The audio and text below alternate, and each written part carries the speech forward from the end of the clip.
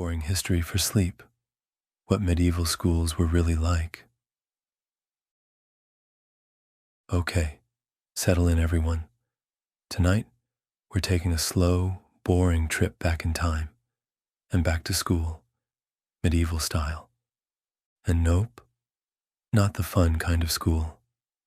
Think way fewer lunch breaks and a lot more whacks with sticks. Sure, these places helped shape Western civilization. They also gave a whole bunch of kids permanent neck pain. Candlelight? You bet. Big ideas? Well, that's up for debate.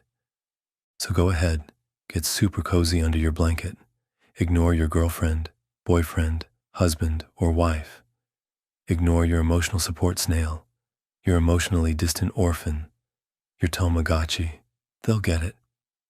Now, let's drift into tonight's quiet journey through the tough, strange, and oddly long-lasting world of medieval education. Chapter 1: The 7 Types of Medieval Hardship.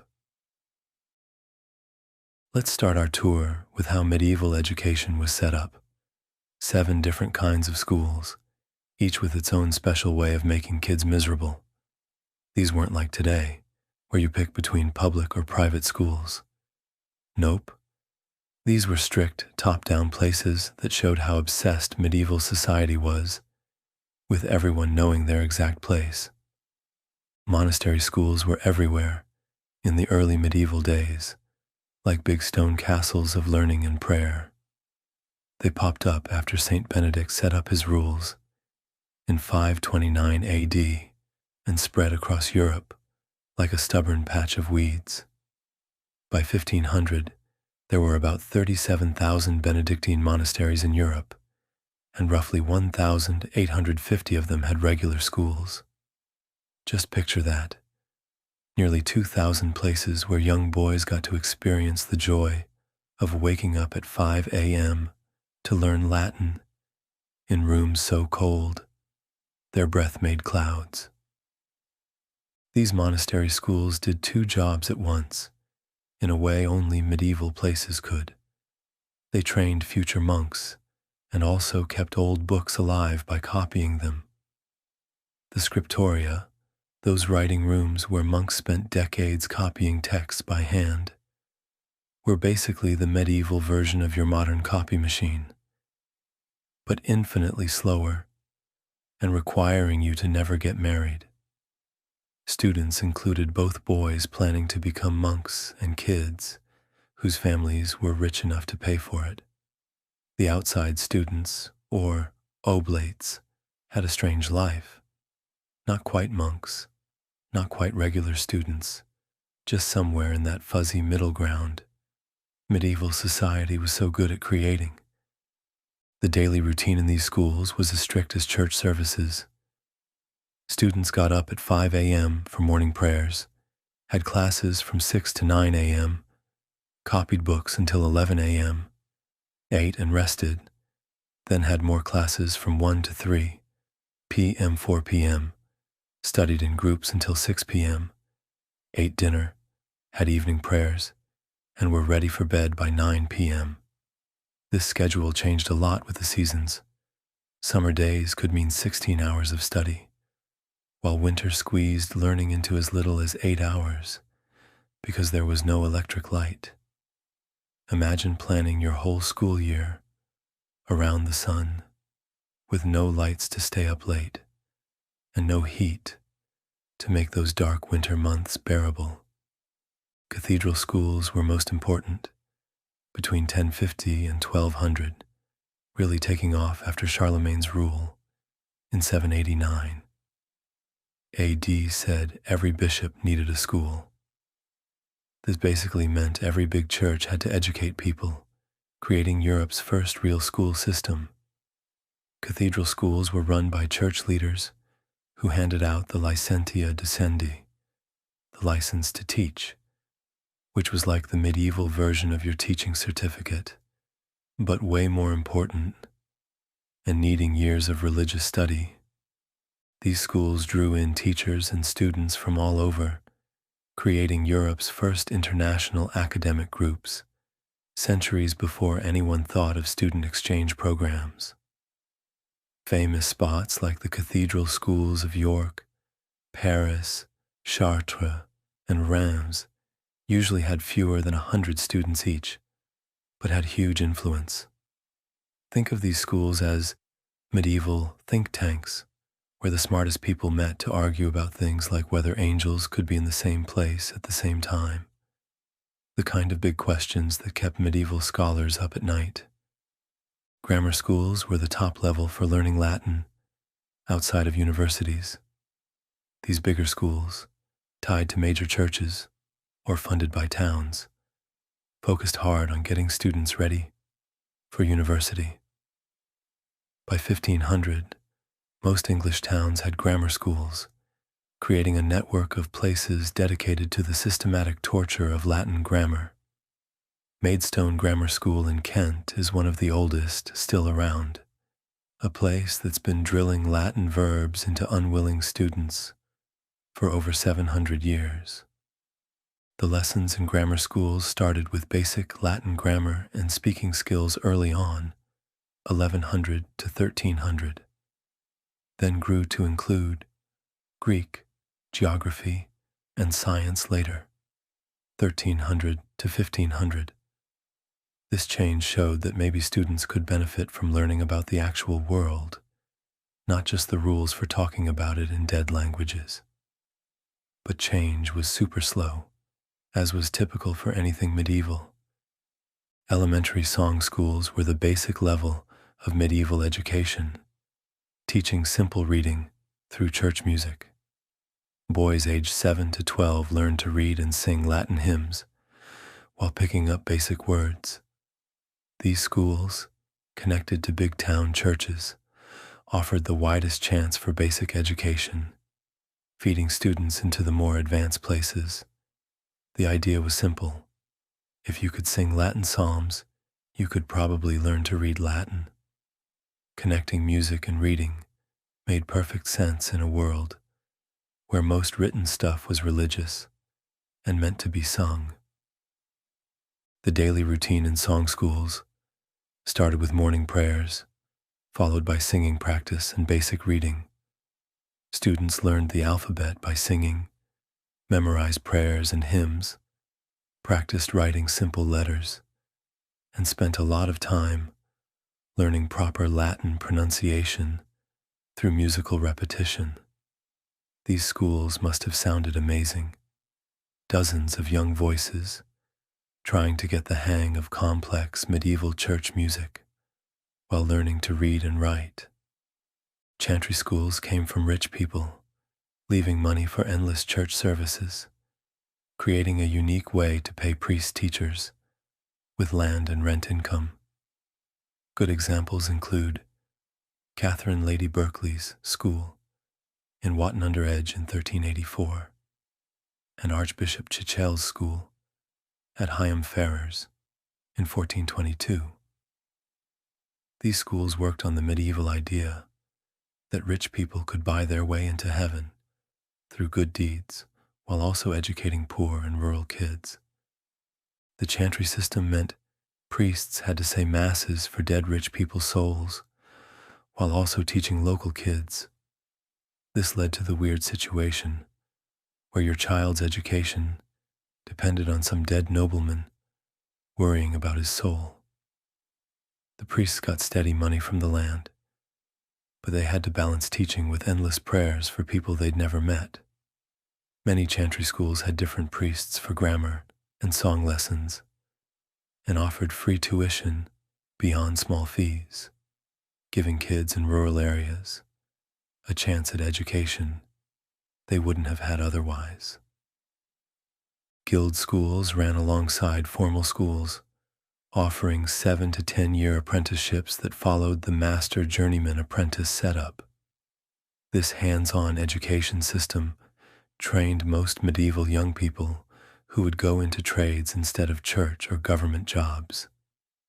The guild system created a totally different kind of education, one based on practical skills, learning by doing, and making things, rather than Latin grammar and religious arguments. Young apprentices, usually starting around 14 or 15, lived with master craftsmen and learned by watching and doing. They got food, a place to stay, and basic education in exchange for their work. The lessons included specific trade skills, basic reading, and math for business, guild traditions, and slowly moving up to become a journeyman, then maybe a master. This system created the skilled workers who built medieval cathedrals, copied books, made tools and weapons, and created everything that made medieval society run. Palace schools, like Charlemagne's court school, created special places for training future leaders and government workers. These schools mix classic education with practical ruling skills, setting a pattern for noble education throughout the medieval period. The palace school model knew that future kings and nobles needed a different education than future priests or merchants. The lessons in palace schools included classic books and speaking skills for good communication, military strategy for leadership, law studies for judging, ways to act with other countries, and practical skills like hunting and fighting that fit noble life. Students in palace schools had perks no other students had: better food, warmer rooms, access to huge libraries, and direct contact with rulers who could help their careers. Chapter 2: Daily Routines. Now that we've looked at the different kinds of schools, let's talk about what medieval students actually did every day, the routines that shaped student life for centuries. Medieval school days followed church bells, meaning schedules changed wildly with the amount of daylight in ways that would make no sense to modern students, used to the same schedule, no matter the weather. A typical day started at 5 a.m. with getting up and morning prayers, which was both spiritual and practical. Students had no alarm clocks, so they relied on church bells and roosters. The morning prayers, usually 30 minutes, gave everyone time to fully wake up and take care of their religious duties. After prayers, students went to morning classes from 6 a.m. to 9 a.m., taught by senior teachers on important texts. These ordinary lectures covered the main lessons, and everyone had to be there. The morning classes happened when the natural light was best, and everyone, teachers and students, was freshest. Teachers usually taught from raised desks, reading directly from important books while explaining things. Students listened and sometimes took notes, though paper was so expensive that most note-taking was tiny. The lecture style needed amazing focus, as students had no textbooks and relied completely on remembering and understanding what was said. The structured day continued with private study and copying books from 9 a.m. to 11 a.m., using the good natural light for detailed work. Students were only allowed to attend 2 classes a day to avoid brain overload, a surprisingly modern idea of managing how much people could learn, recognizing that humans can only take in so much at once. This limit meant that learning moved at a steady pace, with plenty of time to think and let things sink in.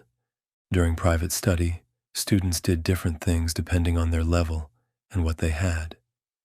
Beginners practiced basic writing, copied simple texts, and memorized grammar rules. Advanced students worked on harder texts, got ready for debates, and did their own research on assigned topics. The copying work did 2 things. It helped them remember the texts and also develop the neat handwriting needed for any job involving writing. The midday meal and rest from 11 a.m. to 1 p.m. gave them needed food and a break. Medieval meals and schools followed monastery traditions. usually bread, porridge, vegetables from the gardens, sometimes fish, and weak ale or watered wine. The quality and amount of food changed a lot based on how rich the school was and the student's family. Rich students might get meat, cheese, and nicer bread, while poor students lived on coarse bread, thin porridge, and whatever vegetables were in season. Mealtime was also for socializing, letting students and teachers talk casually, discuss school questions outside of class, and keep up the human connections that held the school together. Meals often included readings from religious or classic books, so education continued even during downtime. Afternoon, extraordinary lectures from 1 to 4 p.m.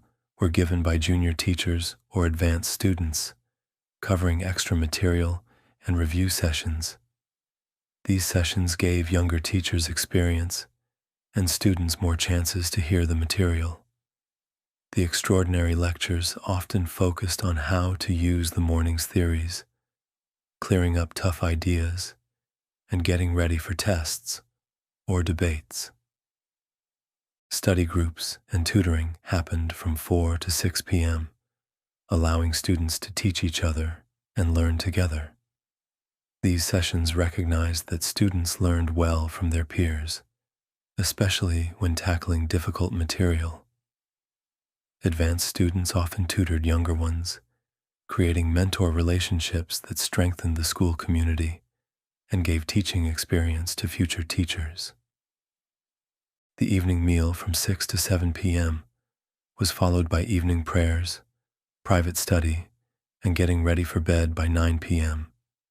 Evening study often continued by candlelight, if families could afford it, though this luxury was out of reach for most students.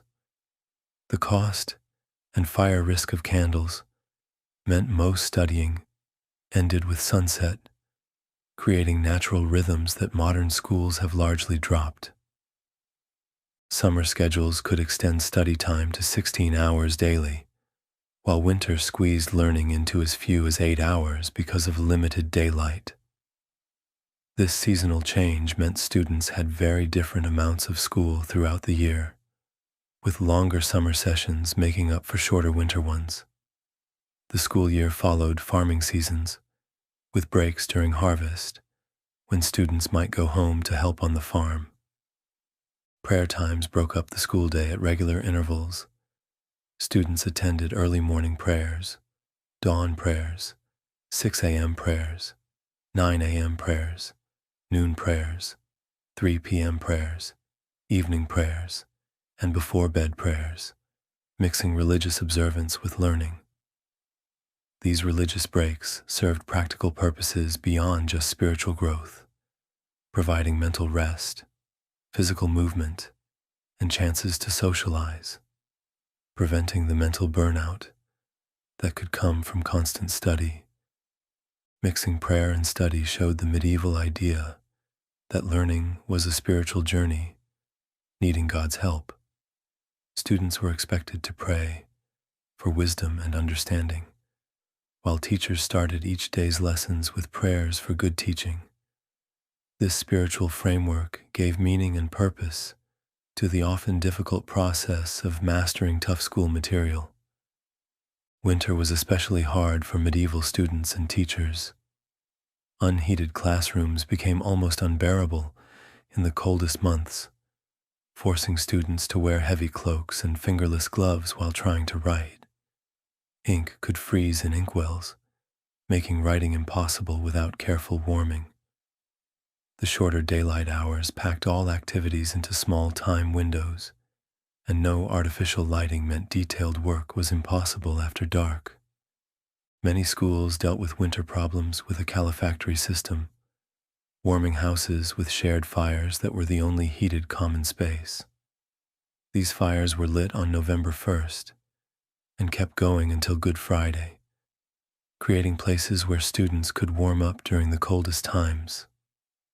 The calefactory was both a necessity and a social hub where students and teachers could keep up their community bonds During the isolating winter months, the seasonal rhythms of medieval education created a completely different relationship to learning than modern students experience. Education followed natural cycles rather than artificial schedules, with intense periods of activity when conditions were good and needed rest when the weather was harsh.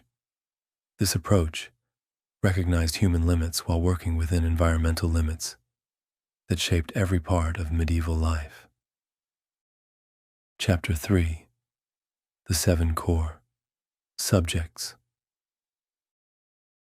Now let's look at what medieval students actually studied during those long hours of learning and arguing. Medieval lessons focused on the 7 liberal arts, split into the basic trivium, grammar, rhetoric, and logic, and the advanced quadrivium, arithmetic, geometry, music, and astronomy. Students usually started the trivium around ages 13 to 16, taking 3 to 4 years to finish and earning a Bachelor of Arts degree. This structured approach made sure they were fully ready before moving on to specialized studies, building a strong base for lifelong learning and careers. Grammar was the foundation of medieval education, focusing heavily on mastering Latin using standard textbooks that stayed the same for centuries. Donatus's Ars Minor and Ars Major from the 4th century gave basic Latin grammar through question and answer formats, covering the 8 parts of speech. These books had been around for over 600 years by the medieval period, showing how good they were and how little medieval education changed. The Ars Minor had short definitions and rules for how Latin nouns and verbs changed, and basic sentence structure. Students memorized these rules by repeating them constantly, saying the forms over and over until they could instantly get them right. The question and answer style meant teachers could quickly check what students knew, and students learned to recall things fast, which was needed for more advanced writing. Priscian's Institutiones Grammaticae, an 18-volume detailed explanation with over 1,000 copies still existing, was the advanced text for word structure and sentence rules. This huge work gave a full breakdown of Latin grammar, including deep talks about where words came from, how they related to each other, and different writing styles. Students usually spent 2 to 3 years working through Priscian's books, getting a deep understanding of Latin structure that would help their scholarly work their whole lives. Teaching methods stressed the question and answer approach, with teachers asking questions and students giving memorized answers. This method made sure students could remember grammar rules quickly and correctly, while also building the speaking skills needed for later rhetoric training. Parsing exercises broke down classic texts, word by word, teaching students to figure out grammar roles, explain sentence relationships, and understand how meaning came from the structure. Dictation and copying exercises strengthened grammar rules, while building the handwriting skills essential for any job involving writing. Students spent countless hours memorizing rules, building the base for all higher learning through intense practice. Modern educators might find this boring, but medieval teachers knew that mastering grammar needed instant recall of basic rules before students could get into complex literary or philosophical texts. Rhetoric lessons used Cicero's De Inventione and Quintilian's 12-volume Institutio Oratoria to teach the 5 parts of rhetoric: inventio, finding arguments; dispositio, arranging them; elocutio, style; memoria, memory; and pronunciatio, delivery. Students went from analyzing good speeches to writing their own, taking part in fake trials and debates that built practical communication skills needed for law and government jobs. The inventio stage taught students to find and develop arguments by carefully looking at topics, situations, and evidence. Students learn to pinpoint the main points in any argument, gather important information, and build strong arguments based on logic, not just emotions. This training was vital for future lawyers, government workers, and church officials who would spend their careers solving problems and writing policies.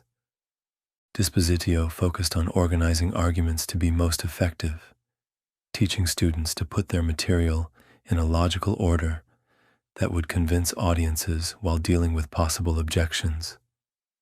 Medieval students learned to create introductions that made them sound believable, present evidence in a convincing way, and write conclusions that moved audiences to act. This organizational training influenced medieval writing in all areas, from religious writings to government documents. Elocutio covered style and word choices, teaching students to match their speaking to their audience and purpose. Students looked at how different words, sentence structures, and figures of speech created different effects, while learning to avoid pompous talk that could put off practical audiences. This style training helped future government workers talk effectively with everyone, from farmers asking for help to royal courts. Memoria techniques taught students to memorize and deliver long speeches without notes, using clever mental systems that linked ideas with familiar places or vivid images. These memory methods were essential in a world without teleprompters or written scripts, where good speakers needed to deliver complex arguments from memory while sounding natural and reacting to the audience. Pronunciatio covered how to speak, gesture, and present oneself physically, teaching students to use their whole body for effective communication. Medieval students learned proper gestures for different kinds of arguments, voice techniques for keeping the audience's attention, and a physical presence that made them seem believable and authoritative.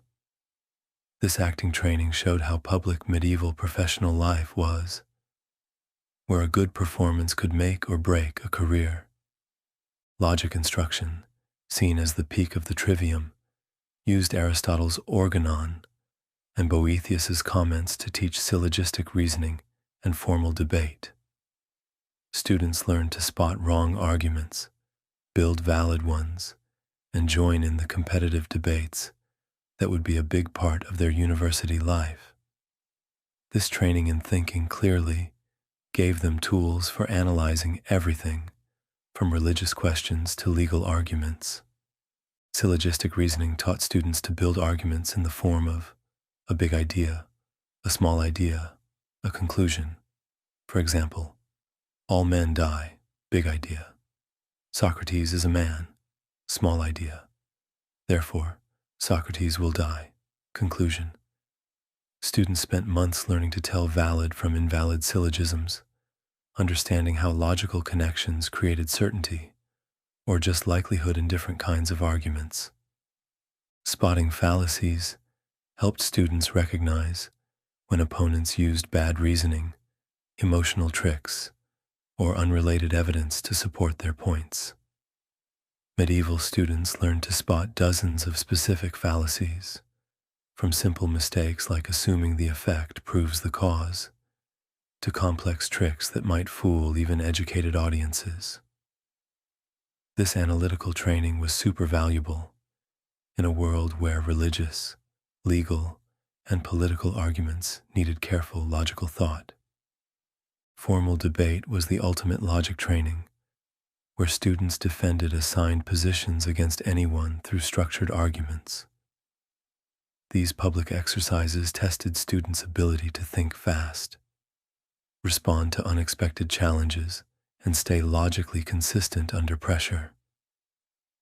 Teachers judged students based on their reasoning skills, not their specific conclusions, encouraging clear thinking no matter what ideas were being defended. The quadrivium was advanced math and science education that students usually started after finishing the trivium. Arithmetic focused on pure number theory, using Boethius's De Institutione Arithmetica, teaching ratios, proportions, and the religious meaning of numbers. Medieval mathematicians saw numbers as basic building blocks of all creation, making arithmetic both practical calculation and spiritual thinking.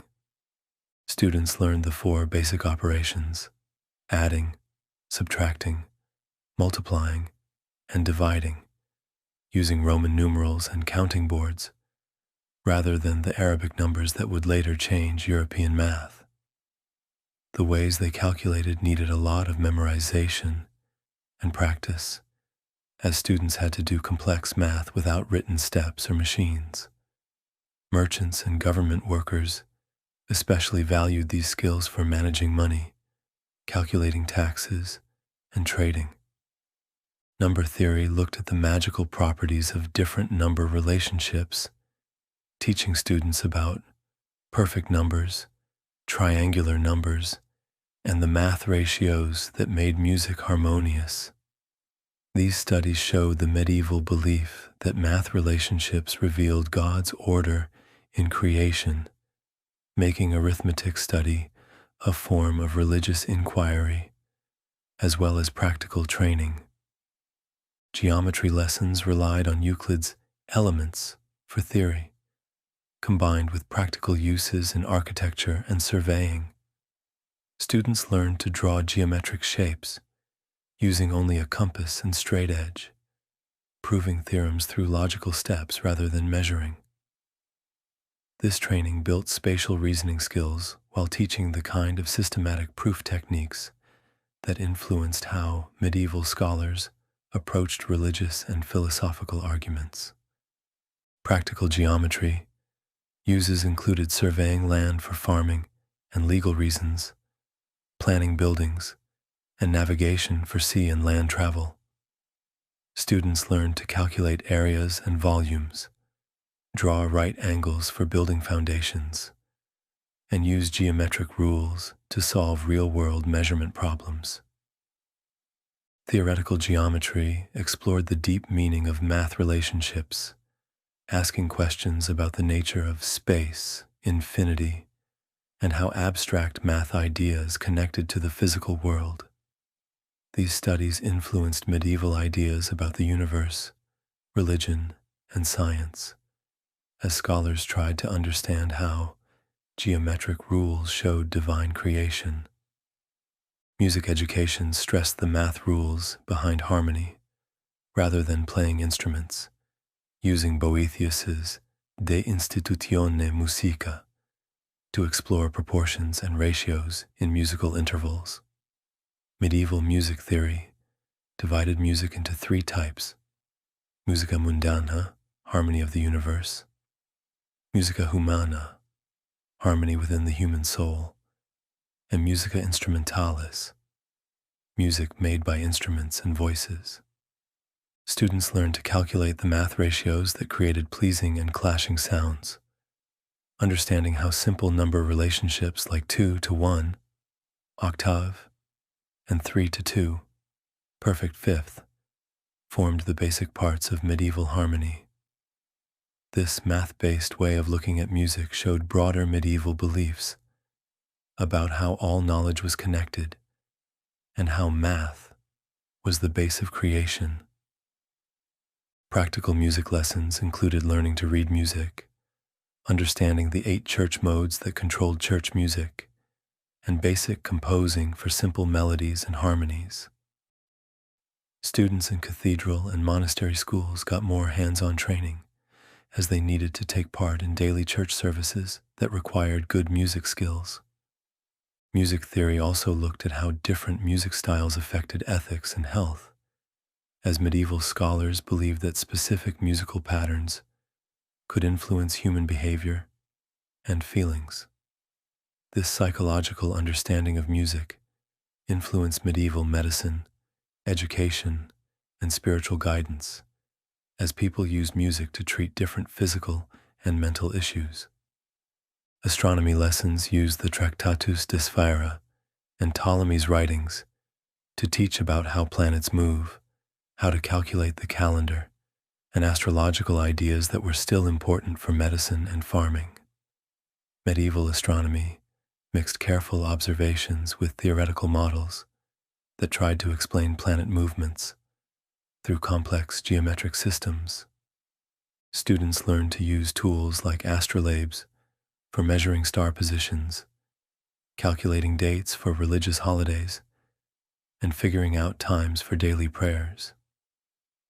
The practical uses of astronomy included navigation for travelers, timing for planting and harvesting, and medical practices that linked human health to influences from the stars. Astrology taught students to interpret the supposed influences of planet positions on human events, weather, and nature. While modern science has rejected these ideas, medieval scholars saw astrology as a key part of natural science, medicine, and political planning. Students learned to calculate horoscopes, predict weather, and advise clients on good times for important decisions. Theoretical astronomy explored deep questions about the universe's structure, the nature of celestial bodies, and the connection between earthly and heavenly events. These studies influenced medieval ideas about the universe and religion, as scholars tried to understand how geometric rules showed divine creation.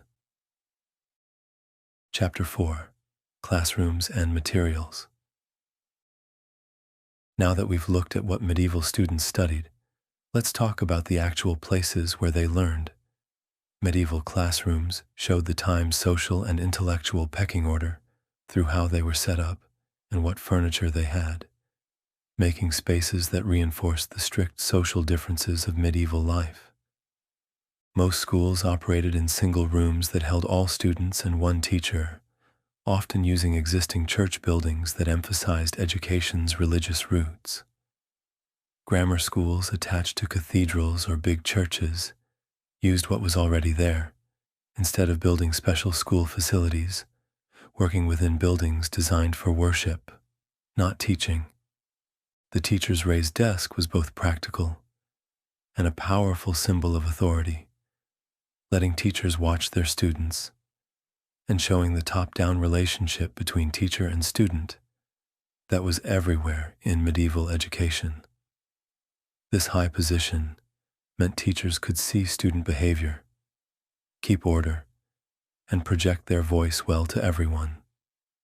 The physical height difference reinforced the intellectual and social power teachers had over their students.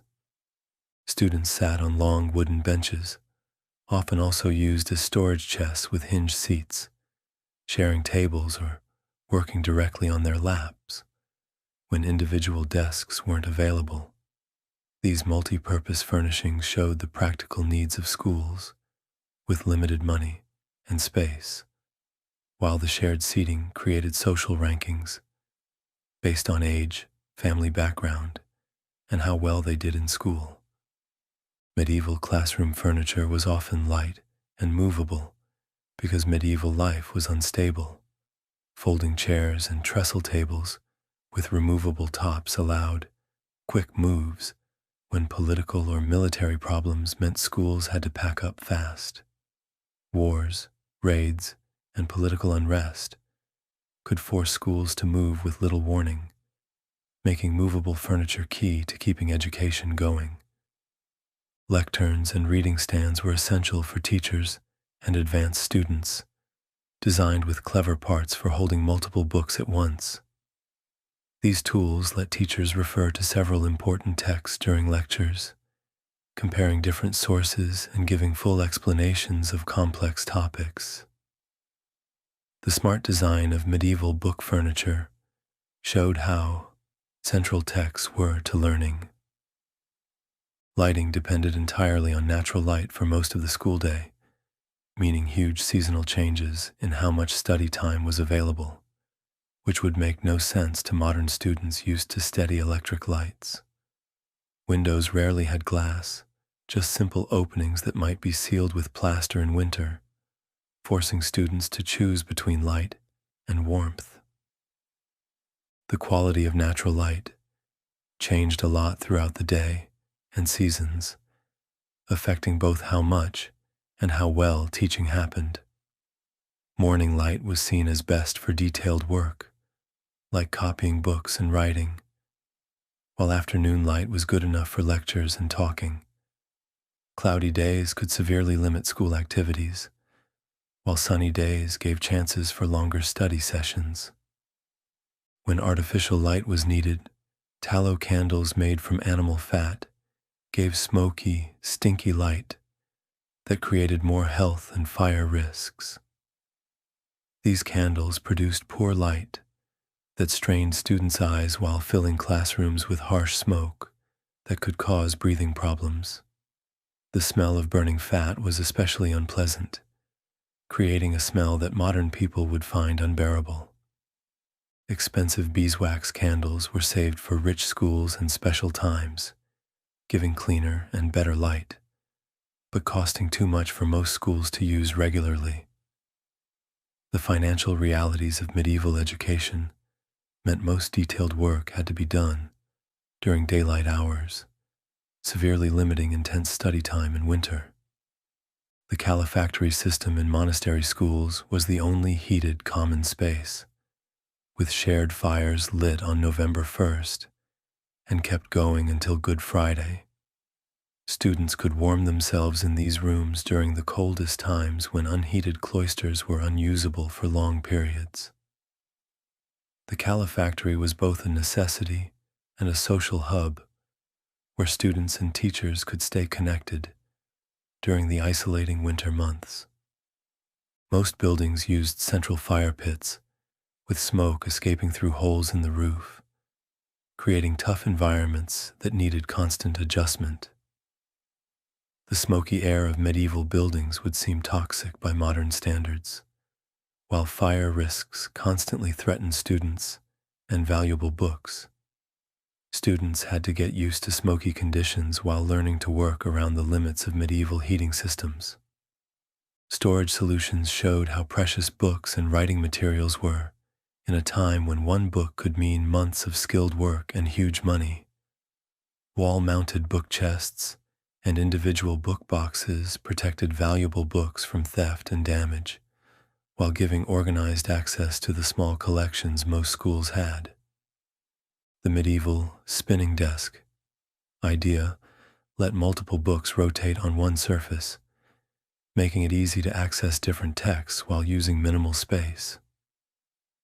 These clever devices showed medieval smarts in solving practical problems with limited resources, while book wheels created carousel-like devices for accessing many texts at once in the most advanced schools.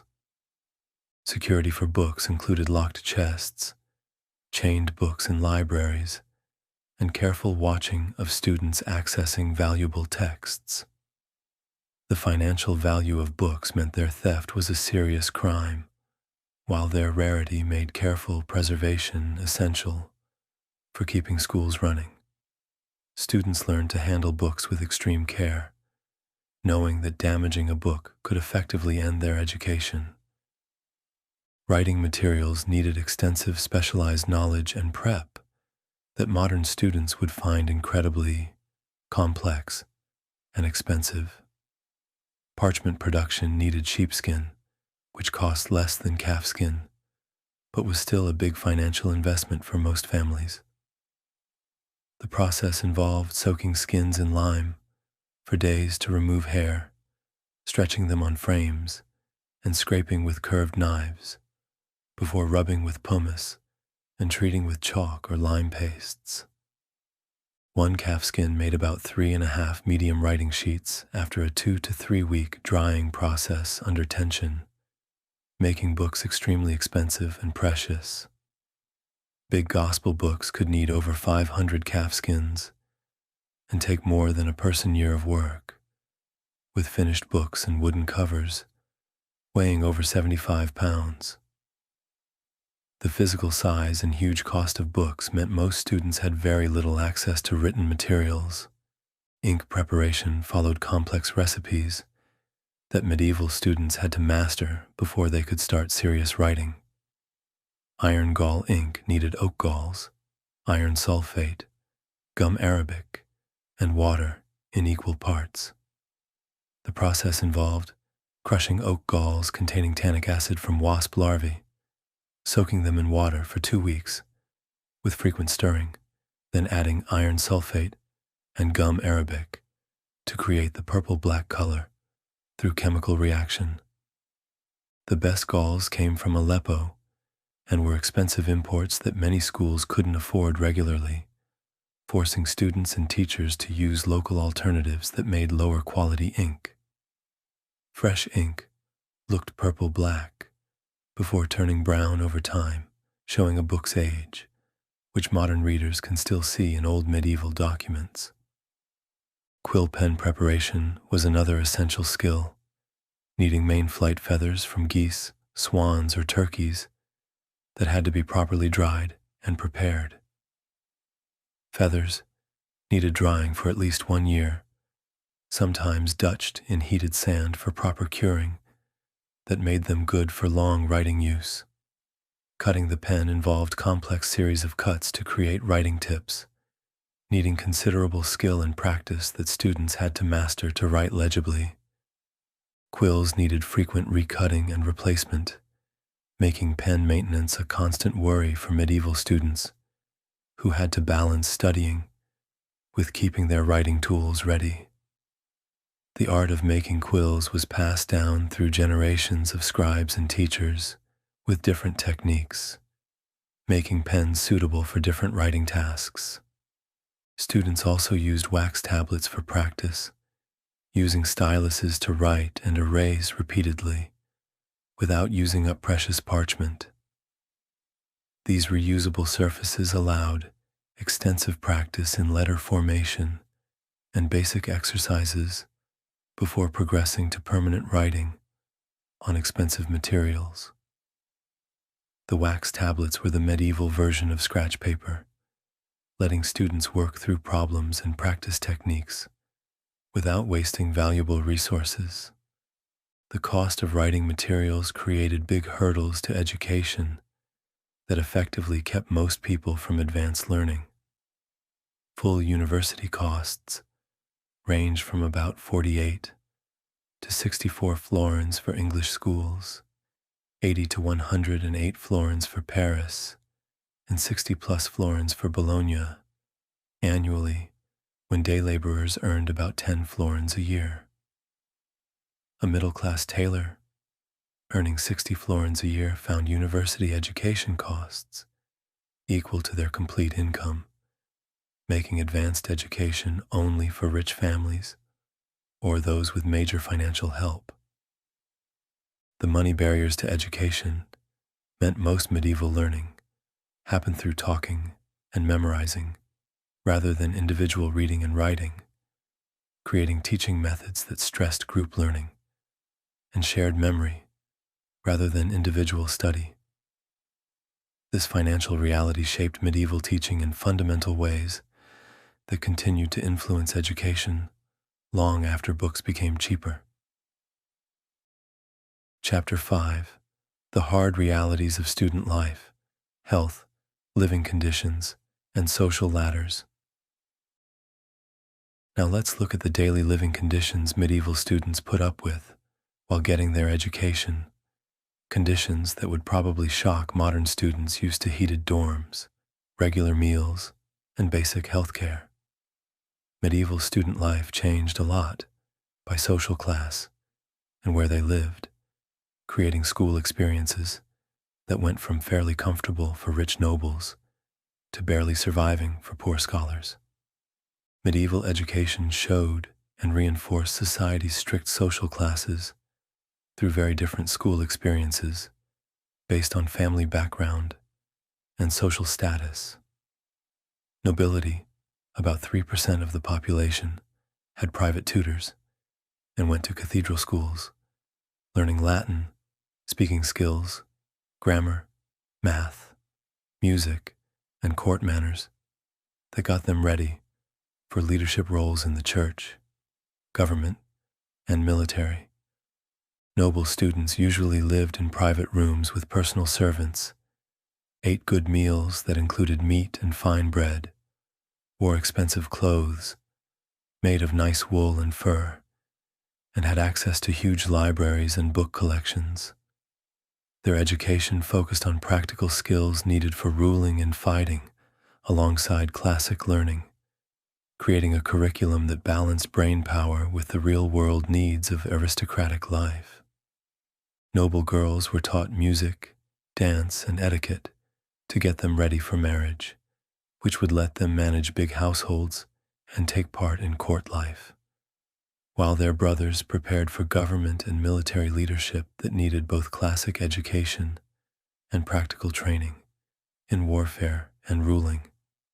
The gender differences in noble education showed medieval beliefs about proper roles for men and women, while making sure both sexes got the education needed for their expected social roles. The clergy, 5 to 10% of the population, got the most complete formal education through cathedral and monastery schools that gave systematic training in the complete 7 liberal arts, along with theology, church law, and Latin literature. Church education was the only way for women to get higher learning, through convent schools, where nuns reached education levels that wouldn't be seen again until the 18th century. Clerical students usually lived in shared dorms with shared sleeping spaces, ate simple but enough meals following monastery diet rules, wore special religious clothing that showed their status, and spent large parts of their time on religious duties that broke up their school schedules. The church life offered education in exchange for vows of celibacy, poverty, and obedience that shaped every part of their daily life. Commoners, 90% of the population, were mostly unable to read or write, with minimal access to formal education that might improve their social standing. Peasant children sometimes went to monastery schools for basic reading, but most education was practical and informal, focusing on farming skills, crafts, and survival knowledge passed down through family and community. When common children did get formal education, they usually lived in the poorest available housing, often sleeping on straw mattresses in unheated spaces, eating the simplest food from charity, wearing rough wool clothes given by benefactors, and working as servants to pay for their schooling.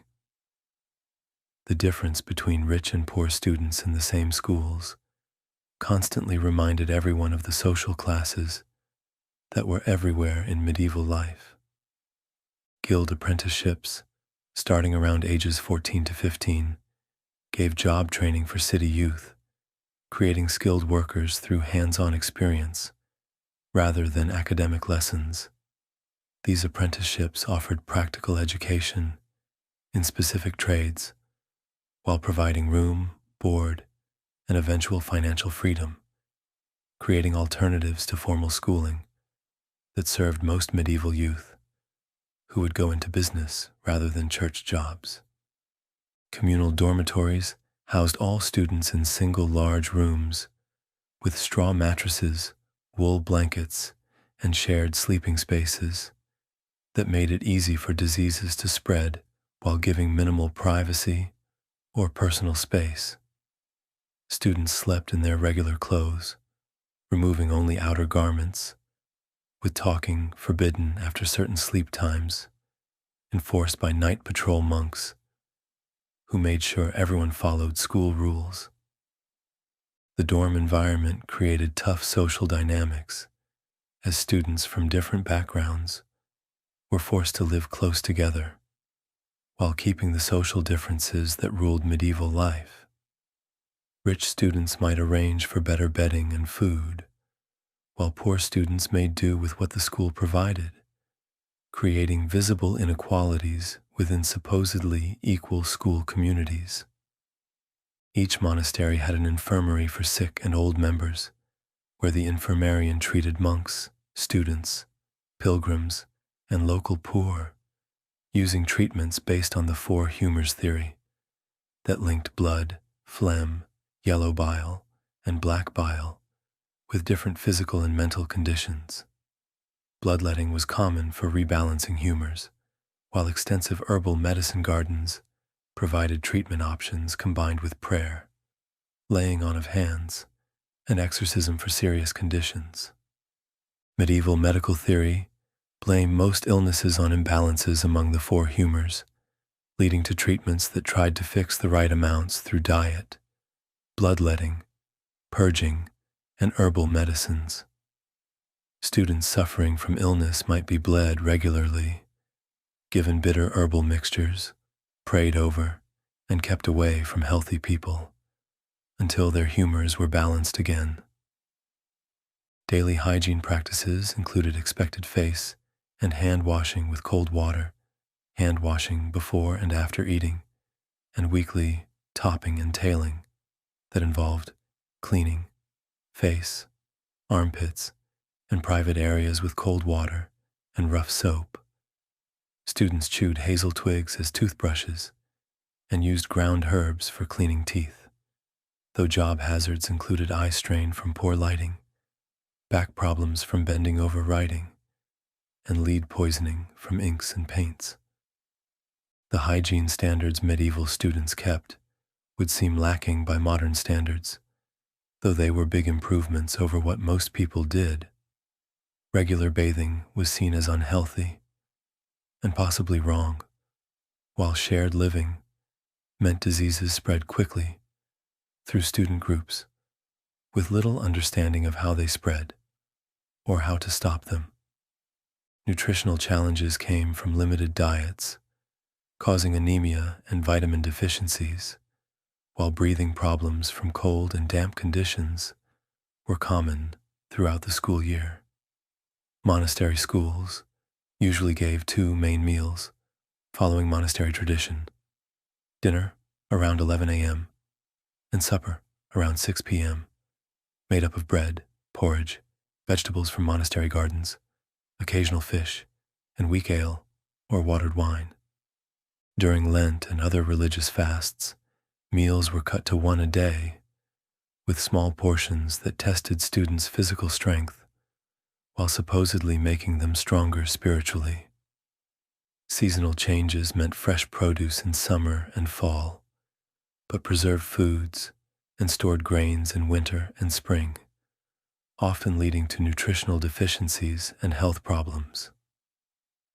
University student food costs were about £1, 1 shilling annually for basic food, typically including dark bread made from coarse grains, pottage, grain porridge with occasional vegetables, small ale that was safer than water, and occasional cheese or eggs when available. The bland diet provided basic nutrition, but little variety or pleasure, adding to the generally severe atmosphere of medieval schools. Student clothing showed social class differences while fitting school rules that emphasized modesty and proper behavior. Rich students wore wool robes in deep colors like blue or red, fur-trimmed cloaks that provided warmth and showed status, and leather shoes that protected their feet while showing their wealth. Poor students wore rough wool robes in brown or gray, simple cloth cloaks that gave minimal protection from weather, and wooden clogs, or went barefoot if they couldn't afford proper shoes. All students needed full sets of clothes for public appearances, though poor students might own only the clothes they wore, while rich students possessed multiple sets for different occasions and seasons. The clothing differences created visible signs of social class that reinforced the money inequalities everywhere in medieval society. The contrast between different students' living conditions created school environments where social classes were constantly visible, and reinforced through daily interactions. Rich students enjoyed better food, clothes, and housing, while poor students struggled with basic survival needs, creating school communities that reflected, rather than challenged, the broader social inequalities of medieval civilization. Chapter 6: Discipline and Punishment. Now that we've looked at the physical conditions of medieval student life, let's turn to the ways they kept students in line and helped shape their character. Medieval schools used strict discipline that showed the beliefs of the time about education, childhood, and how society should work in ways that would seem incredibly harsh to modern people. Birching was the main type of physical punishment, using bundles of leafless twigs, usually birch, but also willow or hazel, tied together for whipping on bare buttocks, backs, or shoulders. Schools had special furniture like birching donkeys or wooden blocks where students would kneel or bend during punishment, creating formal settings where physical discipline became a public show that reinforced the school's authority. Horsing involved holding the student being punished over another student's back, creating a group punishment system where students took part in disciplining their peers while seeing the results of disobedience. Important schools like Eton College required students to kneel on special wooden blocks during punishment, adding physical pain to the shame of public correction. Medieval scholars like Alexander of Neckham, Vincent of Beauvais, and John Bromyard supported a system where, when the ugliness of the crime is great, should the weight of the penalty inflicted be bitter. This systematic approach tried to match how severe the punishment was to how bad the offense was, while keeping the authority structure that ran medieval schools.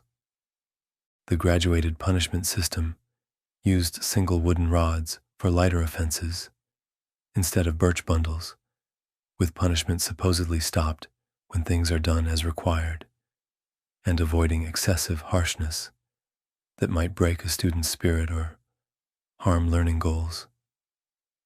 Some schools use the threat of birching as effectively as actual punishment, creating disciplined environments based on fear and respect for authority that shaped student behavior through anticipation rather than actual violence. Behavioral expectations reflected monastery traditions, emphasizing complete obedience and self-control that prepared students for lives serving the church and state. Students were expected to show that a child does not remain angry, he is not spiteful, does not contradict the professors, but receives with confidence what is taught him. These expectations created school environments where questioning authority or disagreeing could lead to severe punishment.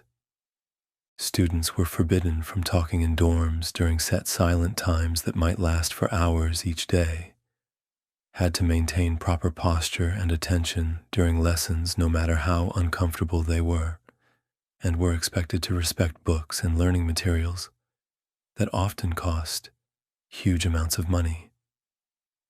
The rules for behavior created full systems of social control that went beyond academic performance to include every part of student life. Academic expectations included speaking only Latin during school hours, mandatory attendance at all religious services regardless of weather or personal health, preparing lessons without exception or excuse, and showing respect for church authority that reinforced the religious foundations of medieval education. Students from different social classes faced varied behavioral expectations, with nobles expected to maintain aristocratic poise, while poor students working as servants had different standards that showed their financial dependence. The master-student relationship stressed the teacher's complete authority, with students addressing masters with great respect that showed broader medieval social ladders. Small class sizes meant teachers knew each student personally over many years, creating relationships where students learned not just ideas, but the full scholarly personality of their masters, including their habits, values, and ways of approaching intellectual problems. The circuiter, a patrol monk, enforced dorm discipline and prevented unauthorized activities like forbidden candle use that could cause fires or let students study beyond approved hours. These supervision systems created full-time watching that monitored student behavior around the clock, while making sure they followed school rules and religious duties. The disciplinary philosophy behind medieval education focused on building character through obedience to authority rather than developing independent thinking or personal freedom. Students learned to suppress their individual desires in favor of school rules, preparing them for lives serving the church, state, or noble households, where obedience and self-control were essential virtues. Physical punishment served many purposes beyond just correcting behavior, including publicly showing the school's authority, reinforcing social hierarchies that put teachers above students, and preparing them for adult roles where obeying legitimate authority would be required. The public nature of punishment meant all students saw the consequences of disobedience while learning to internalize the values and expectations of medieval society. The psychological effects of medieval discipline created students who were used to outside authority and rules rather than being self-directed and personally responsible. This training met medieval society's needs for obedient clergy, administrators, and professionals, while possibly limiting individual creativity and intellectual independence. Medieval punishment also showed beliefs about childhood that saw young people as naturally prone to evil and needing strict correction to develop moral character. The education philosophy assumed children wouldn't choose good behavior without outside force, making physical discipline an essential part of moral education rather than just managing behavior. The mixing of academic and moral discipline meant that school failures often got the same punishments as behavior problems, creating school environments where poor academic performance became a moral failing, needing correction through physical punishment. This approach reinforced the medieval belief that intellectual growth and moral character were inseparable parts of human development. The seasonal changes in discipline showed the natural rhythms that ruled medieval life, with stricter enforcement during winter, when being cooped up increased tensions, and more relaxed rules during summer, when outdoor activities gave students outlets for their energy. The discipline calendar often matched religious observances, with increased strictness during Lent and other periods of penance. Chapter 7: The Medieval University Experience. While primary education offered a foundation, the true intellectual engine of the later medieval period was the university. These weren't just bigger schools. They were entirely new kinds of institutions that shaped knowledge, scholarship, and professional life in Europe for centuries to come. The first universities emerged organically from the growth of cathedral schools and the demands of an increasingly complex society. Bologna, Paris, and Oxford are usually seen as the earliest, each developing its unique focus. Bologna became famous for law, particularly civil and canon law, attracting students from across Europe who sought practical training for legal and administrative careers. Paris, on the other hand, became the unrivaled center for theology and the liberal arts, drawing the brightest minds to debate, the great philosophical and religious questions of the age. Oxford followed, initially strong in theology, and later notable for its contributions to natural philosophy and logic. These universities, unlike the earlier monastery or cathedral schools, were distinct corporate bodies with their own charters, privileges, and governance structures. They were often nations of students and masters, organized by region of origin, fiercely protective of their rights against local townspeople and even royal authority. This corporate independence, often hard-won through conflicts with bishops and municipal governments, was a key feature that allowed universities to develop as centers of free inquiry and debate, albeit within the bounds of Christian doctrine. A typical university experience for a student was long and rigorous, starting around age 14 or 15, after completing grammar school. The first major phase was the Faculty of Arts, where students spent 3 to 4 years mastering the 7 liberal arts, culminating in a Bachelor of Arts, BA, degree. This was essentially the prerequisite for all higher faculties.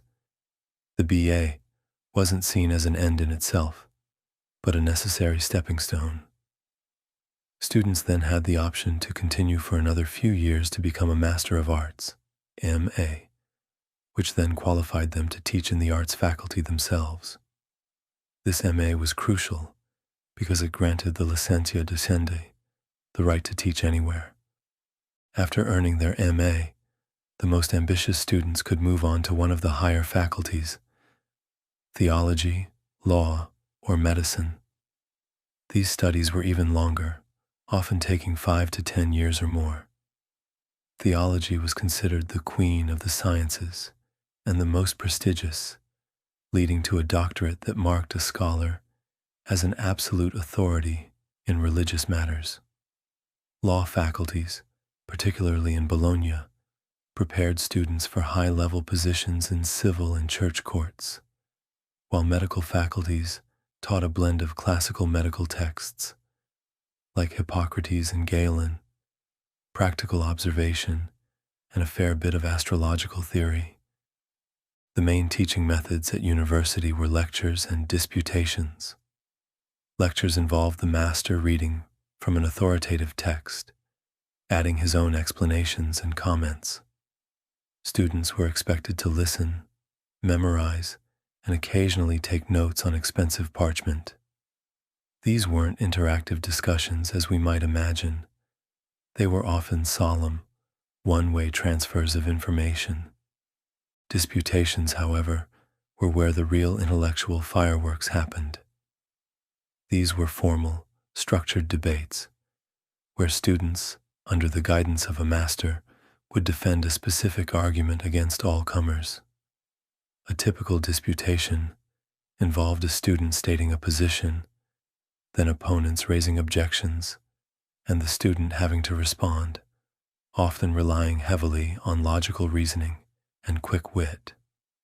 These were public events, testing a student's ability to think on their feet, construct coherent arguments, and defend their ideas under pressure. It was like a medieval academic rap battle, but with more Latin and less rhyming. Disputations honed critical thinking, rhetorical skills, and the ability to articulate complex ideas, preparing students for careers where reasoned argument was paramount, whether in the courtroom, the church pulpit, or royal administration.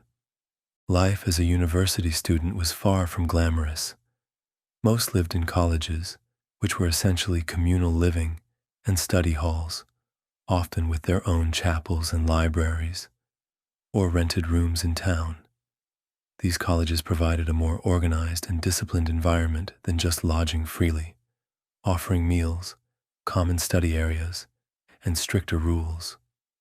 Food was generally simple and repetitive, much like in monastery schools: bread, porridge, watery ale, and seasonal vegetables.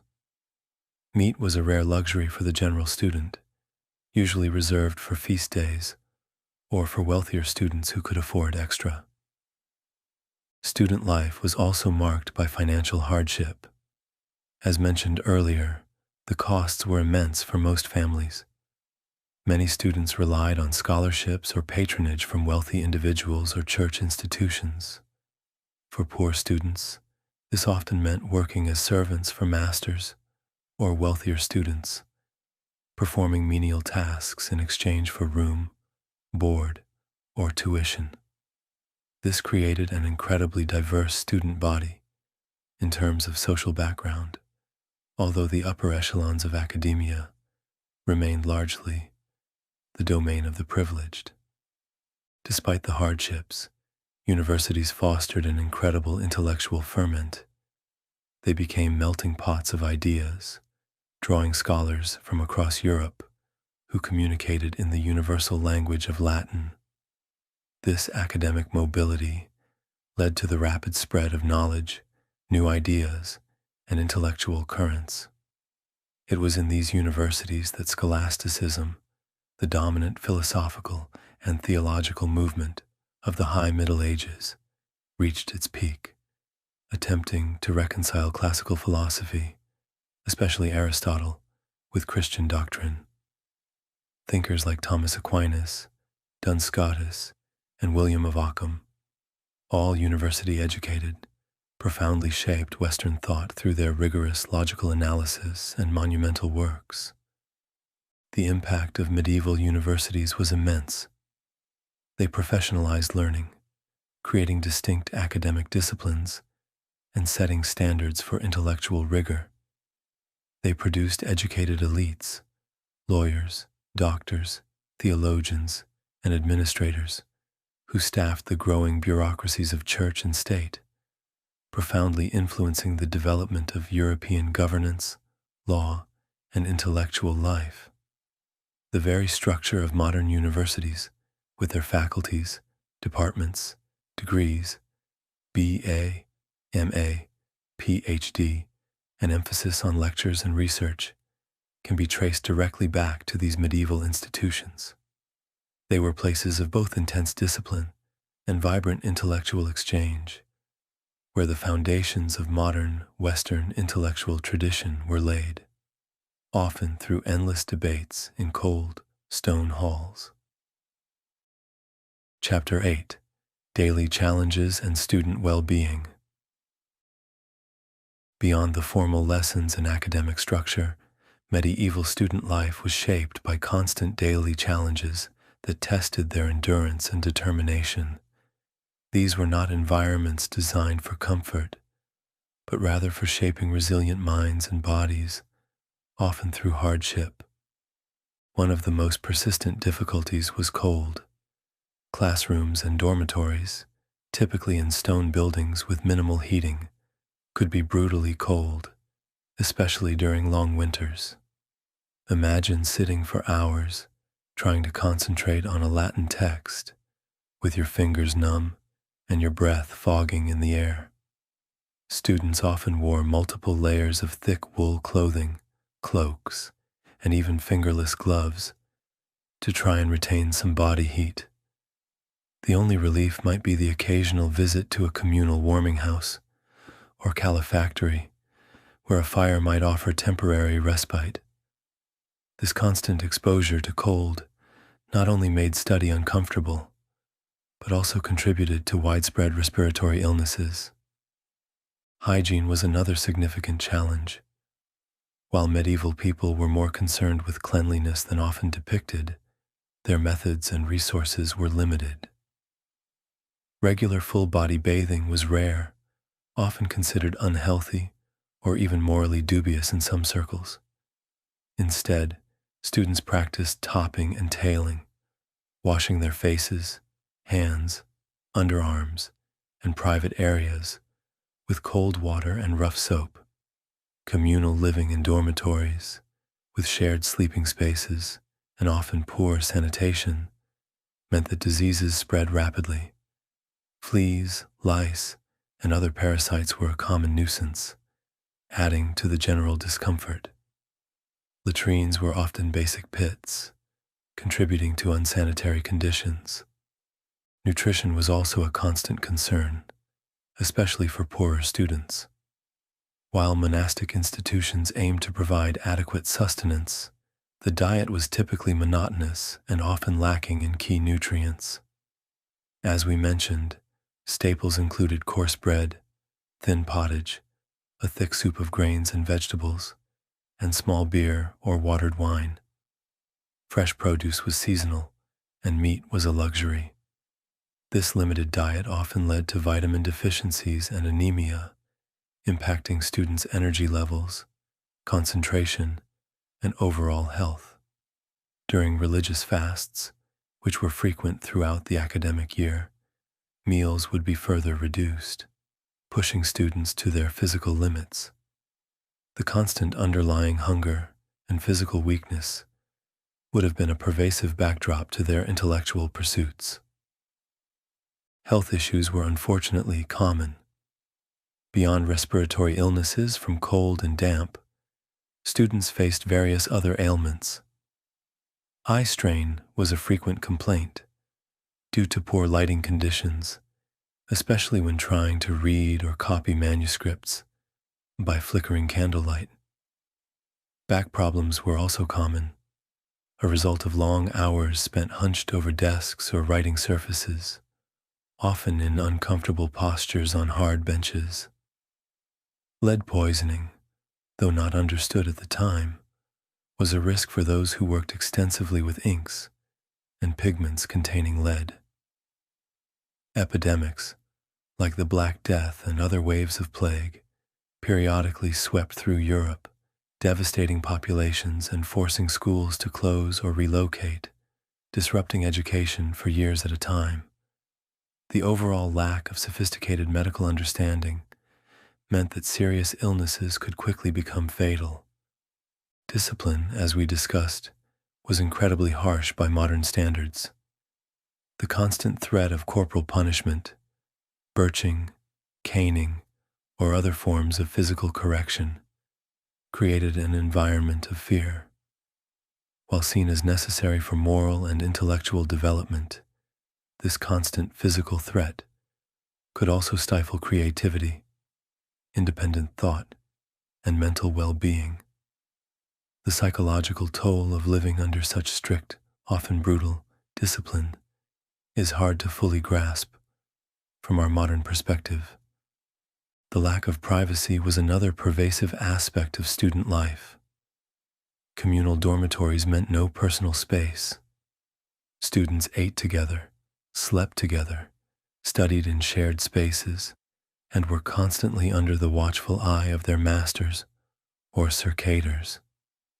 This lack of solitude, combined with the rigid daily schedules, left little room for individual reflection or personal pursuits outside the prescribed curriculum.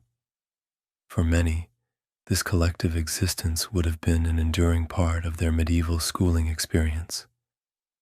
Despite these immense challenges, the dedication of medieval students and masters is truly remarkable. They pursued knowledge, often at great personal cost, and under conditions that would deter most modern learners. Their perseverance speaks volumes about the value placed on education, however limited its access, and the profound human drive to understand the world and transmit knowledge across generations. These daily struggles weren't just background noise.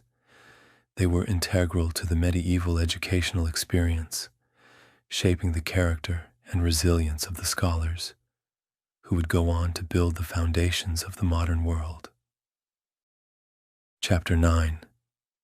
Beyond the classroom, social life, ritual, and ceremony. Medieval student life wasn't just about books and beatings. It also had its own rich social fabric, rituals, and ceremonies, especially at universities. These elements often provided a much-needed break from the academic grind and helped define the unique culture of medieval scholastic communities. Student nations were a defining feature of early universities, particularly in places like Bologna and Paris. Students grouped themselves by their region of origin, forming nations or guilds. These nations were powerful organizations. They had their own elected rectors, rules, and even their own courts to handle disputes among members. They provided a support network for students far from home, offering a sense of belonging and protection in a foreign city. They also played a key role in negotiating with townspeople over prices for lodging and food, and with university authorities over student privileges and curriculum. This structure reflects the fiercely local identities that were still strong in medieval Europe, even within a universalizing institution like the university. Rituals and ceremonies punctuated the academic year. Matriculation, formal enrollment, was an important first step, often involving an oath of obedience to the university's statutes. Graduation ceremonies were elaborate and solemn affairs, steeped in tradition. The granting of a degree, the licentia docendi for a master, or the bachelor's degree, was a public spectacle. It involved formal disputations, where the candidate had to prove their intellectual prowess, followed by a ceremonial initiation into the body of masters or scholars. These events were often accompanied by feasting and celebration, paid for by the graduating student, often to their considerable financial burden. The academic dress we see today, with gowns and hoods, traces its origins directly back to the practical clothing worn by medieval scholars and clerics. Feasts and holidays provided crucial breaks from the rigorous schedule. The medieval calendar was full of religious holidays, and these were often observed with special masses, processions, and communal meals. While these breaks offered physical rest, they also reinforced the deeply religious context of medieval education. Beyond religious feasts, colleges might have their own special days for celebration, often tied to their patron saint or founder. These communal gatherings helped foster a sense of brotherhood and shared identity among students and masters. However, student life wasn't always harmonious. Town and gown conflicts were a recurring feature of medieval university towns. Students, often young, male, and far from home, could be rowdy and prone to drunkenness or brawling. Their special legal privileges, often granted by royal or papal authority, meant they were usually tried by university courts rather than local town courts, leading to resentment among townspeople. Disputes over prices, noise, women, and property could quickly escalate into violent clashes, sometimes involving hundreds of people and resulting in deaths.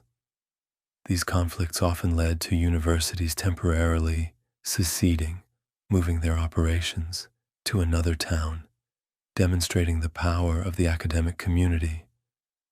Student pranks and misbehavior were also common, despite the harsh discipline. Students, like young people in any era, found ways to push boundaries.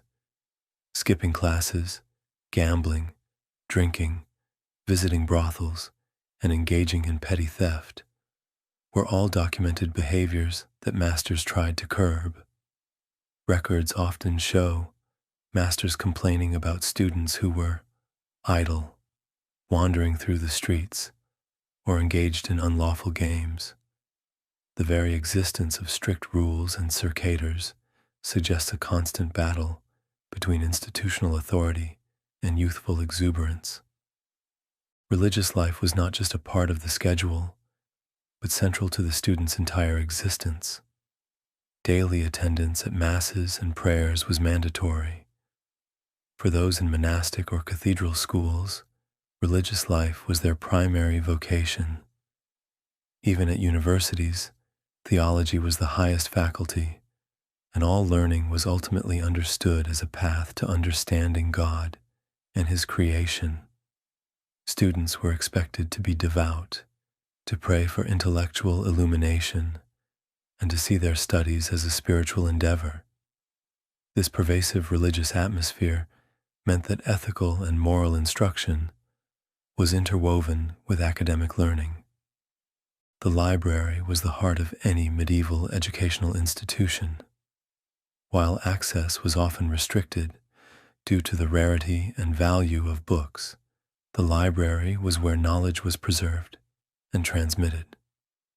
Monastic scriptoria, where monks painstakingly copied manuscripts, were the engines of book production. University libraries, often supplemented by private collections of masters, contained the essential texts for study. Students learned to respect books not just as tools, but as sacred objects, sometimes chained to desks to prevent theft or damage. The quiet, almost reverent atmosphere of a medieval library would have been a stark contrast to the lively, often noisy classrooms. Ultimately, the social life of a medieval student, while disciplined and often harsh, was also rich in shared experiences, communal rituals, and the unique camaraderie of fellow scholars. These interactions, both formal and informal, played a crucial role in shaping the identity of medieval intellectuals and in forging the bonds that characterize these enduring institutions. Chapter 10: The Curriculum's Practical Impact and Evolution. It's easy to look back at medieval education and see it as just focused on old languages and obscure religious debates.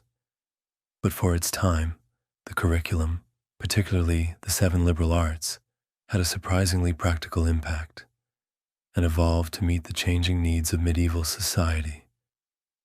The trivium, grammar, rhetoric, logic, wasn't just mental exercise. It provided fundamental skills essential for nearly any literate profession.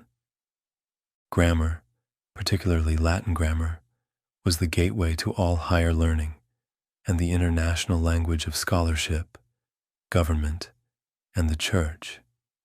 Mastering it allowed communication across linguistic boundaries in Europe. Imagine a world where all important documents, legal proceedings, and scholarly debates happened in one shared language.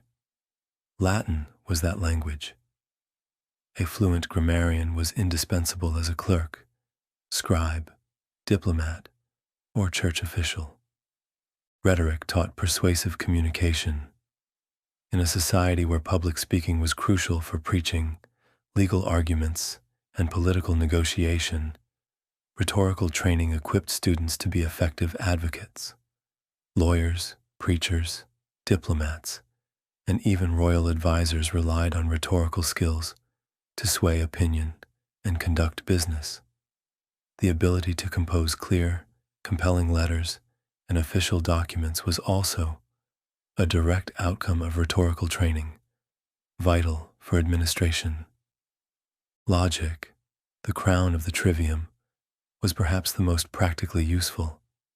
It taught students how to think critically, identify fallacies, and construct sound arguments. This wasn't just for philosophical debates. It was fundamental for dissecting legal cases, understanding complex theological doctrines, and managing the intricate financial accounts of merchants or manors. Medieval society was highly litigious and argumentative, and logical training provided the tools to navigate these intellectual battlegrounds. The quadrivium, arithmetic, geometry, music, astronomy, also had direct practical applications, often intertwined with their theoretical and theological significance.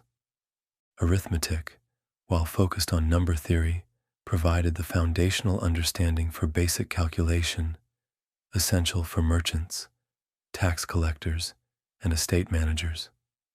Even without modern numerals, understanding ratios and proportions was critical for commerce and administration. Geometry, rooted in Euclid, was crucial for architecture. Think of the cathedrals, land surveying, and military engineering. Builders needed to calculate angles and dimensions, and those managing large estates needed to measure land accurately for taxation and division. Music, though studied as mathematical ratios, connected directly to the pervasive liturgical life. Training in music theory allowed for better understanding and performance of the complex Gregorian chants and polyphony central to church services. Astronomy was profoundly practical. It was essential for calendar calculation, which determined the dates of religious festivals, sowing and harvesting seasons, and the timing of legal events.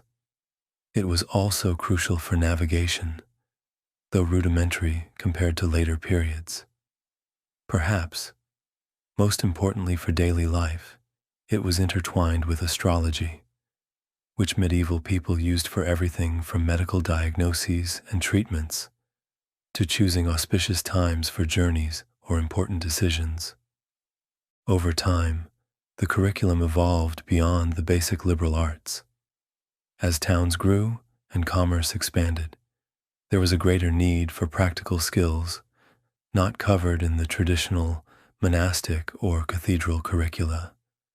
This led to the emergence of vernacular schools teaching in local languages by the 13th century, particularly in Italy and later elsewhere. These schools catered to the children of merchants and artisans, teaching basic literacy, numeracy, and business skills like accounting and foreign languages, directly responding to the demands of a burgeoning commercial economy. The rise of universities also marked a significant evolution. While they built upon the liberal arts, they introduced highly specialized professional training in law, medicine, and theology. Law faculties produced the judges, lawyers, notaries, and administrators who staffed the increasingly sophisticated legal systems of kingdoms and the church. This professionalization of law had a profound impact on the development of European legal thought and governance. Medicine faculties, though limited by scientific understanding, trained physicians who applied existing knowledge to public health, sanitation, and individual care. They were the forerunners of modern doctors, providing what medical care was available. Theology, while focused on religious doctrine, was also the discipline that grappled with the biggest ethical and philosophical questions, training the intellectual leaders of the church and influencing moral thought across society. This evolution from a primarily monastic focus on preserving religious knowledge to a more diversified system, training professionals for specific societal roles, shows the adaptability of medieval education. It was a dynamic process, shaped by intellectual traditions, economic pressures, social hierarchies, and the constant demand for skilled individuals to run an increasingly complex world. Far from being stagnant, medieval education was a vibrant, evolving force that laid the intellectual and institutional groundwork for much of what we recognize as modern learning. Chapter 11: Enduring Legacy and Final Reflections. And so, we arrive at our final contemplation of medieval schools and their lasting influence on the educational systems that continue to shape our world today. Medieval schools succeeded in maintaining educational continuity through political upheaval, while gradually adapting to meet evolving social needs, creating educational traditions that survived the collapse of the medieval world and influence subsequent educational development in ways that continue to affect how we think about learning, teaching, and intellectual development. Their limitations, restricted access, linguistic barriers, and social stratification reflected medieval society's broader characteristics, while establishing tensions that would drive later educational reforms and democratization efforts. The exclusion of most of the population from formal education created social pressures that would eventually force the expansion of educational opportunities, while the emphasis on Latin created linguistic barriers that would eventually yield to vernacular education. The medieval period's greatest educational achievement was preserving and transmitting classical knowledge while developing new institutional forms and pedagogical methods that could serve an increasingly complex society. This educational foundation enabled the Renaissance, supported the development of modern nation-states, and established the university system that continues to shape global education today through its emphasis on systematic curriculum, formal credentials, and institutional autonomy. The daily rhythms of medieval education, governed by natural light and seasonal cycles, created relationships between learning and environment that modern education has largely abandoned in favor of artificial schedules and climate-controlled environments. The medieval integration of physical labor, intellectual work, and spiritual development provided comprehensive human formation that contemporary education often struggles to achieve through its specialized and compartmentalized approaches. The emphasis on memorization and oral instruction developed cognitive capabilities that modern students often lack, while the integration of religious observance with academic study provided meaning and purpose that secular education sometimes fails to supply. The medieval understanding of education as character formation rather than simply knowledge transmission offered comprehensive human development that addressed moral, intellectual, and spiritual dimensions of human growth. The physical hardships endured by medieval students, cold classrooms, uncomfortable seating, poor lighting, and inadequate nutrition created educational experiences that demanded extraordinary dedication and perseverance. These conditions, while undesirable from modern perspectives, fostered resilience and commitment that enabled students to master complex material under extremely challenging circumstances. The social hierarchies that characterized medieval education reflected broader social realities while providing pathways for advancement that, though limited, offered more opportunities than most previous societies had provided. The scholarship systems that enabled poor students to access advanced education established precedents for merit-based advancement that would eventually influence democratic educational ideals. The integration of practical and theoretical learning through the guild system created educational approaches that recognized different types of intelligence and provided appropriate training for diverse social roles. This recognition that not all students were suited for academic careers established educational flexibility that modern comprehensive education continues to struggle to achieve effectively.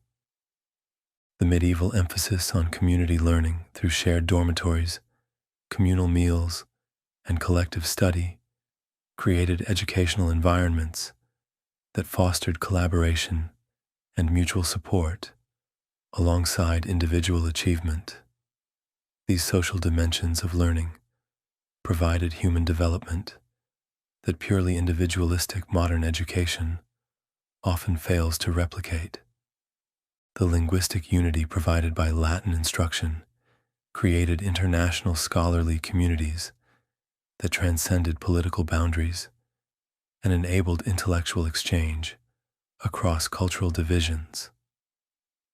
This educational cosmopolitanism offered models for international cooperation that remain relevant in our globalized world, though the exclusive character of Latin education also created barriers that democratic education has worked to eliminate. The medieval integration of education with religious observance provided frameworks for addressing ultimate questions about human purpose and meaning that secular education often avoids or treats superficially. While the specific religious content of medieval education may not suit contemporary pluralistic societies, the recognition that education should address spiritual and moral dimensions of human development remains relevant for contemporary educators. The disciplinary methods employed in medieval schools, though harsh by modern standards, reflected systematic approaches to character formation that modern education often lacks. The emphasis on self-discipline, respect for authority, and submission to institutional requirements provided social training that enabled students to function effectively in hierarchical societies, though these same methods could stifle creativity and independent thinking. The economic barriers that limited access to medieval education created social pressures that eventually drove educational democratization, while the enormous costs of books and writing materials led to pedagogical methods that maximized learning through oral instruction and memorization. These resource constraints fostered educational efficiency and innovation that modern well-resourced systems sometimes lack. The seasonal rhythms that governed medieval education created natural cycles of intensive learning and necessary rest that recognized human biological and psychological needs. The integration of education with agricultural and religious calendars provided meaningful connections between learning and life that modern education, with its artificial schedules and institutional isolation, often fails to achieve. The master-student relationships that characterized medieval education provided mentorship and personal formation that extended beyond simple knowledge transmission to include complete scholarly development. These intensive personal relationships created educational communities that fostered intellectual and moral development through direct modeling and individual attention that mass education systems struggle to replicate. The emphasis on disputation and formal debate in medieval education created intellectual skills that remain essential for democratic participation and professional effectiveness. The training in logical reasoning, argument construction, and public speaking provided practical capabilities that served students throughout their careers, while fostering intellectual rigor that modern education often fails to develop adequately. As we conclude our examination of medieval schools, we might reflect on both their achievements and limitations as educational institutions that served their society's needs, while establishing foundations for future development. These schools operated within severe constraints, limited resources, harsh physical conditions, restricted social access, and authoritarian pedagogical methods, yet succeeded in preserving human knowledge, developing institutional structures, and training the educated elites who would shape European civilization for centuries. Their greatest success was maintaining educational continuity through the collapse of Roman civilization, the upheavals of barbarian invasions, and the political fragmentation that characterized medieval life.